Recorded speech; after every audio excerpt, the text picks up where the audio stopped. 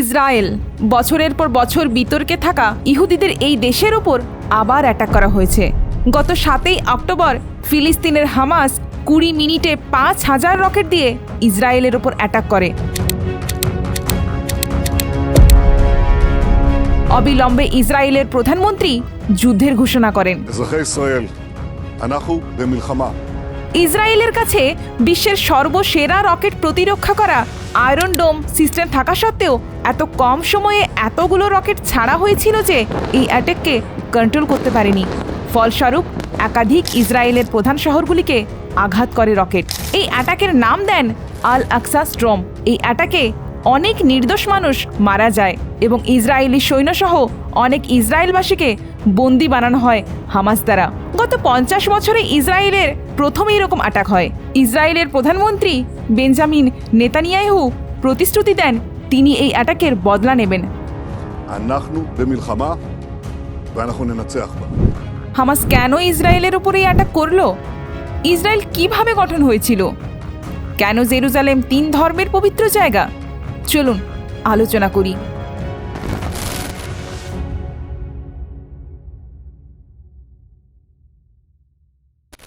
এটা হচ্ছে ইসরায়েল এবং ফিলিস্তিনের বর্তমান ম্যাপ। এই পুরো এরিয়াটা হচ্ছে ইসরায়েল, আর এই ওয়েস্ট ব্যাংক এবং গাজা স্ট্রিপকে ফিলিস্তিন দ্বারা কন্ট্রোল করা হয়। এবং এই মাঝে রয়েছে জেরুজালেম, যেখানে টেম্পল মাউন্ট বা হারাম আল শরীফ অবস্থিত। প্রথমত জেরুজালেমের ইতিহাস একটু সংক্ষেপে বলে রাখি। 3টি আব্রাহাম রিলিজিয়ন, ইহুদি, খ্রিস্টান ও ইসলাম ধর্মের ঐতিহাসিক গুরুত্বপূর্ণ জায়গা, যেখানে রয়েছে টেম্পল মাউন্ট, আল আকসা মসজিদ এবং ডোম অফ দ্য রক মুসলিমদের, ওয়েস্টার্ন ওয়াল ইহুদিদের এবং the Church of the Holy Sepulchre খ্রিস্টানদের ঐতিহাসিক গুরুত্বপূর্ণ জায়গা। মুসলিমদের মতে 621 সালে এই ডোম অফ দ্য রক থেকেই ইসলামের শেষ পয়গম্বর মোহাম্মদ স্বর্গ পর্যন্ত সফর করেছিলেন এবং আল আকসা মসজিদের নামটি কোরআনের একটি রেফারেন্স থেকে এসছে। প্রফেট মোহাম্মদ মক্কা থেকে আল আকসা মসজিদে রহস্যময় এক রাতে ভ্রমণ করেছিলেন।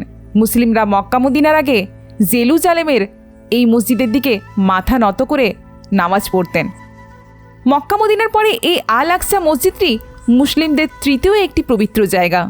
ইহুদিদের জন্য এই জায়গা এই জন্য গুরুত্বপূর্ণ কারণ 70 খ্রিস্টাব্দে রোম সাম্রাজ্য এখানে ইহুদিদের সেকেন্ড টেম্পলকে ধ্বংস করার চেষ্টা করে। মন্দির ধ্বংস হলেও এই মন্দিরের পশ্চিমের একটি দেওয়াল আজও রয়েছে, যেটাকে ওয়েস্টার্ন ওয়াল বলা হয়, এবং এই জায়গার ভেতরে রয়েছে দ্য হোলি অফ হোলিজ। ইহুদিরা মনে করেন এই জায়গাতেই পয়গম্বর আব্রাহাম তার ছেলে ইসাককে বলি দেওয়ার প্রস্তুতি করেছিলেন। খ্রিস্টান ধর্মে জেরুজালেম এই জন্য গুরুত্বপূর্ণ কারণ প্রায় 30 খ্রিস্টাব্দে যীশুখ্রিস্টের ক্রুসিফিকেশন এই জেরুজালেমে হয়েছিল এবং এই জায়গাতেই অবস্থিত আছে চার্চ অফ দ্য হোলি সেপেলকার। জেরুজালেমে এই 3টি ধর্মের পবিত্র জায়গা 35 একরের মধ্যে অবস্থিত। এই 35 একরের ধার্মিক জায়গা নিয়ে ইহুদিদের দেশ ইসরায়েল এবং মুসলিমদের দেশ ফিলিস্তিনের বিবাদ হতে থাকে।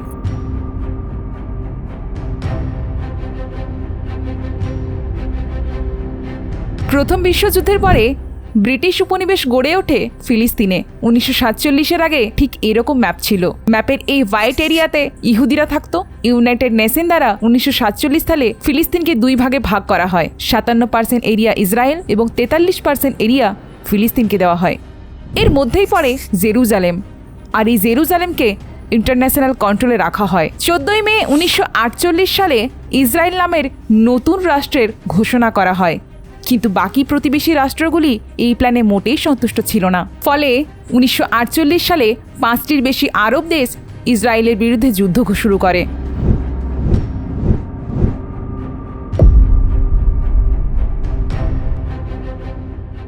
ইহুদি ধর্মের জন্ম বর্তমানের ইসরায়েল থেকেই হয়েছিল এবং ইতিহাসে তারা বিশ্বের সবথেকে বেশি নির্যাতিত সম্প্রদায় ছিল।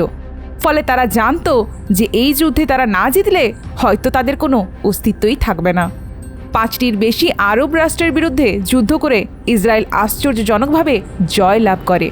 যুদ্ধের পর ইসরায়েল ফিলিস্তিনের পশ্চিম জেরুজালেম সহ আরও জায়গা দখল করে নেয়, আর এই যুদ্ধে প্রায় 7,60,000 ফিলিস্তিনবাসী গাজা স্ট্রিপ এবং ওয়েস্ট ব্যাংক সহ বিভিন্ন আরব রাষ্ট্রে চলে যায়।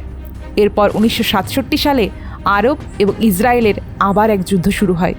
6 দিন যুদ্ধের পর খুব সহজেই ইসরায়েল এই যুদ্ধে জয়লাভ করে এবং ওয়েস্ট ব্যাংক ও গাজা স্ট্রিপ সহ মিশরের এই পেনিনসুলা জায়গাকে দখল করে নেয়।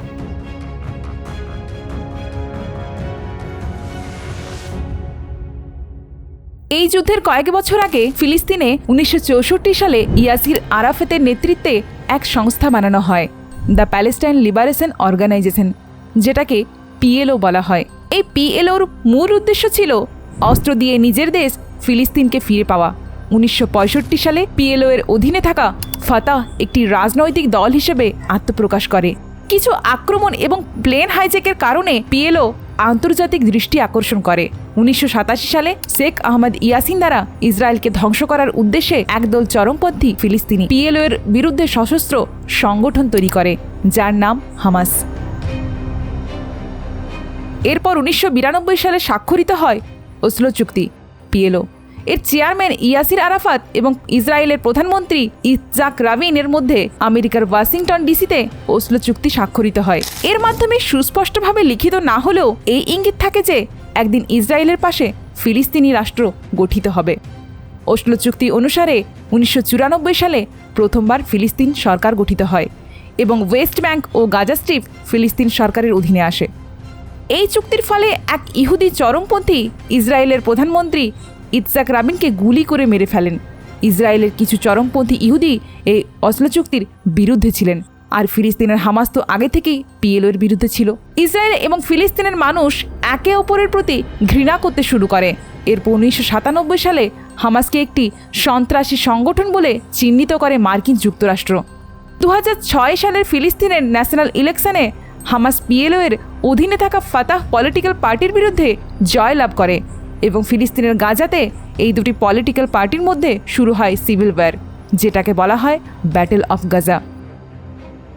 এরপর 2007 সালে গাজা স্ট্রিপের কন্ট্রোল নিয়ে নেয় হামাস এবং এই ওয়েস্ট ব্যাংক থাকে পিএলও এর ফাতাহ পার্টির কন্ট্রোলে।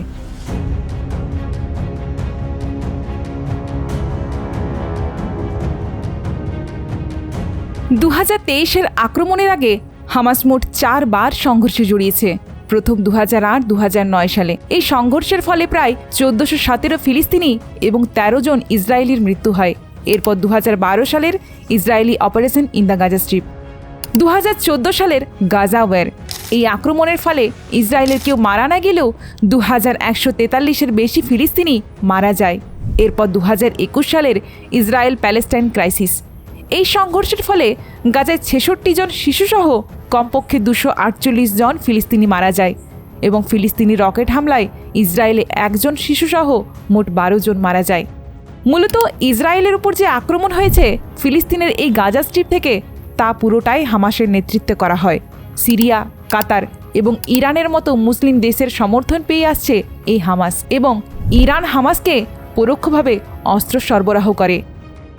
জার্মানি, মার্কিন যুক্তরাষ্ট্রের মতো দেশ, এমনকি কিছু আরব রাষ্ট্র হামাসকে একটি সন্ত্রাসী সংগঠন হিসেবে আখ্যা দেয়।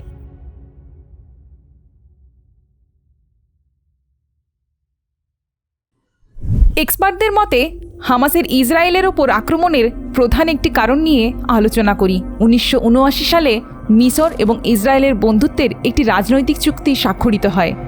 আরব রাষ্ট্রগুলির মধ্যে ইসরায়েলকে স্বীকৃতি দেওয়া মিশর প্রথম দেশ হয়, যে চুক্তির নাম ছিল ক্যাম্প ডেভিড অ্যাকর্ডস। এরপর 1992 সালে পিএলও এবং ইসরায়েলের একটি শান্তিপূর্ণ চুক্তি হয়, যেটা আমি একটু আগেই আলোচনা করেছি। এই চুক্তি হামাস একদমই মেনে নিতে পারেনি।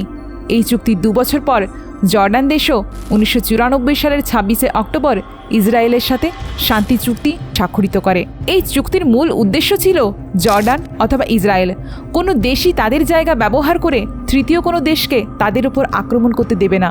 এরপর আবার 2020 সালে আরব ইসরায়েল দ্বন্দ্বকে সমাধান করার জন্যে মার্কিন যুক্তরাষ্ট্র দ্বারা আব্রাহাম চুক্তি স্বাক্ষরিত হয়।